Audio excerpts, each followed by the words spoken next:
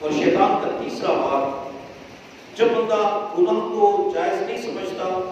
سستی کا مرتکب بھی نہیں ہوتا، تو شیطان بندے کو ریاکاری کے اندر مبتلا کر دیتا ہے،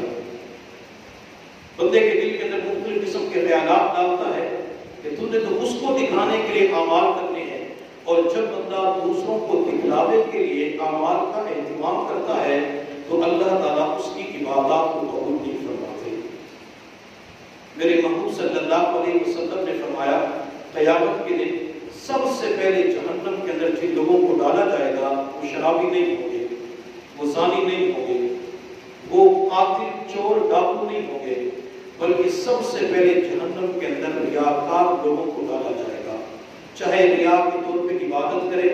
ریا کے طور پہ خرچ کرے، ریا کے طور پہ بیانات کا سلسلہ ہو، ریا کے طور پہ مجالس ذکر کا اہتمام ہو، ریا کے طور پہ لوگوں کے پاس چل کے جانا، جس عمل کے اندر ریا پیدا ہو جاتا ہے، لوگوں کو دکھلاوے کے لیے عمل کیا جاتا ہے، وہ اللہ کی شرف قبولیت نہیں پاتا۔ شیطان کا چوتھا بات جو صالح مرید کے اوپر ہوتا ہے وہ یہ کہ شیطان بندے کو خود پسندی کے اندر مبتلا کر دیتا ہے کہ میں بڑا نیک ہوں، مجھ سے بڑا تو کوئی عبادت گزار نہیں ہے۔ جب بندے کے اندر یہ خود پسندی میں آ جاتی ہے تو پھر بندہ اعمال سے محروم کر دیا جاتا ہے۔ اب شیطان نے جب آدم علیہ السلام کو سجدہ نہیں کیا تو اس کی وجہ کیا تھی؟ شیطان کے اندر خود پسندی کا نشہ تھا۔ شیطان نے اس وقت کہا تھا انا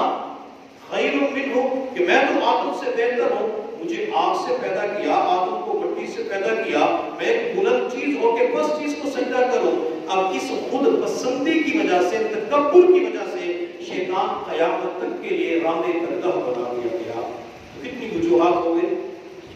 4 وجوہات ہو گئے۔ پہلی وجہ شیطان صالح سے گناہ کرواتے جائز بنا کر۔ دوسری وجہ شیطان بندے سے اعمال کے اندر سستی کروانا شروع کر دیتا ہے۔ تیسری وجہ شیطان بندے کو ریا کے اندر مبتلا کر دیتا ہے، اور چوتھی وجہ شیطان بندے کو خود پسندی کے اندر مبتلا کر دیتا ہے۔ اس لیے ہمیں چاہیے کہ اگر ہم اس میدان کے اندر بلکہ دین کا کوئی بھی شعبہ ہے اس شعبے کے اندر آگے بڑھنا چاہتے ہیں تو ان 4 وجوہات سے اپنے آپ کو بچائیں، ریا سے بچائیں، خود پسندی سے بچائیں، کسی گناہ کو جائز نہ سمجھیں، اور اپنے اندر سے سستی کو ختم کر دیں، چستی پیدا کریں، اپنے اوپر بوجھ ڈالا کریں کہ میں نے یہ کام ضرور کرنا ہے۔ جب بندہ اپنے جسم کے اوپر مشقت ڈال کے زبردستی کر کے اعمال کو کرتا ہے تو اگلے دن وہ سستی ختم ہو جاتی ہے، اللہ اور اعمال کی توفیق عطا فرما دیتے ہیں۔ اگر کوئی بندہ ان 4 چیزوں کے اندر شیطان کے جال میں پھنس جاتا ہے، وہ شیطان کے شکنجے کے اندر آ جاتا ہے، تو شیطان پھر اس بندے کو گناہوں کی